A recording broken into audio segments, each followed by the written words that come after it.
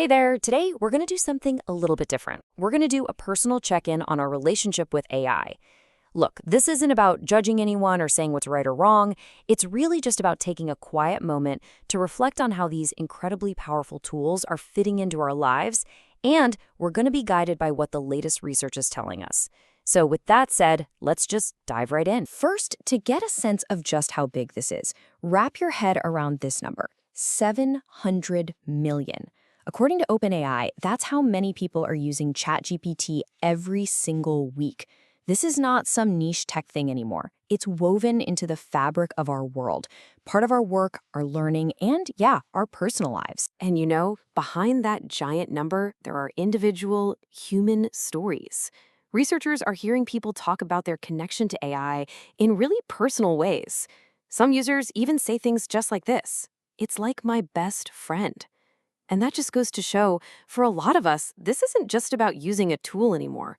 It's about forming a relationship. And sometimes that relationship can feel pretty profound. So when researchers are studying how we interact with AI, what were they actually looking for? Well, in this first part, we're going to explore the key patterns they're starting to see. And remember, the goal here is not to diagnose anything. It's just to become more aware of our own habits. Researchers like Alla Youngkaskaya are pointing out this really crucial difference in how we lean on AI. On one hand, you've got instrumental dependency. Think of this as using AI like a super smart tool, a calculator for words or ideas. But then there's relationship dependency. And this is where you start to see AI more like a companion, something you turn to for support and connection. Neither one is good or bad. They're just two really different ways of engaging. And if we dig a little deeper, research points to this idea of emotional attachment as a really powerful factor. It's more than just thinking the tool is cool or useful. It's a real sense of connection that makes us want to invest our time and energy into interacting with it. And what's really significant is that researchers are finding this feeling of attachment seems to be a way stronger predictor of compulsive use than just, having fun with the AI. This brings us to a term you might see floating around: compulsive use. Now, researchers like Kangdong Zhang use this to describe a specific set of behaviors they can measure. Let's be clear, this is not a formal diagnosis.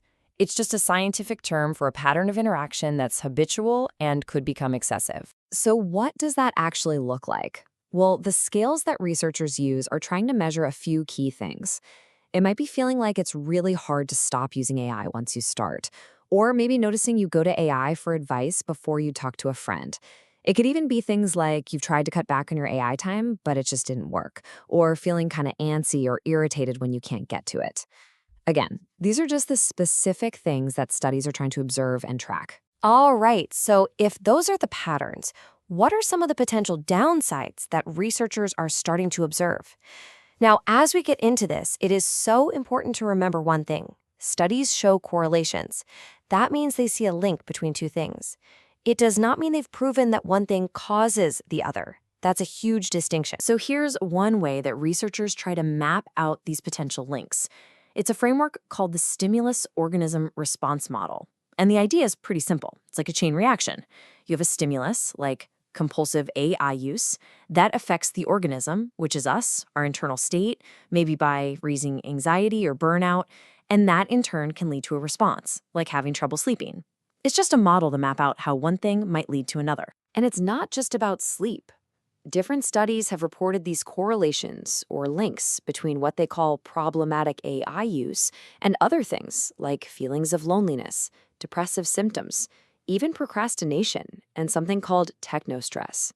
This just shows you how active this area of research is right now, with lots of people trying to understand it from different angles. Okay, now it is absolutely crucial that we just hit pause and take a step back to get some perspective.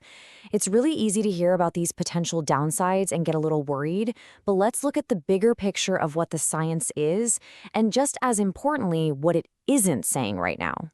Researchers themselves, like Victor Ciuda Fernandez, are the first to remind us about historical context. Think about it. New, game-changing technologies, they almost always spark a bit of concern, sometimes even full-blown moral panics. We saw it with the printing press, the radio, video games, the internet. It's a cycle we've been through before, this mix of incredible excitement and deep-seated anxiety. And here's a really important detail about how this stuff gets measured. A lot of the questionnaires for AI addiction are actually just recycled from older studies on completely different things, like substance use or gaming or social media. Researchers themselves point this out, saying, hey, these adapted tools might not be a perfect fit for this brand new technology. So what does it actually take for something to be called a clinical disorder? Well, the bar is incredibly high. The behavior has to cause what's called significant functional impairment. That means it has to be seriously disrupting your ability to work, to keep up with your relationships, or just to take care of yourself. Most of the complaints people have, things noted in research like feeling a little lazier or less creative, they don't even come close to that clinical standard. This chart right here really helps put the whole conversation into perspective. On the far end, you have those 700 million weekly ChatGPT users. Now, compare that to the number of severe AI-related psychosis cases you might have seen in the news. We're talking about a handful, a tiny number. And then look at a known, tragic, large-scale social issue. In the U.S. alone, there are 16 million victims of intimate partner violence every single year. This visual just helps ground us in reality.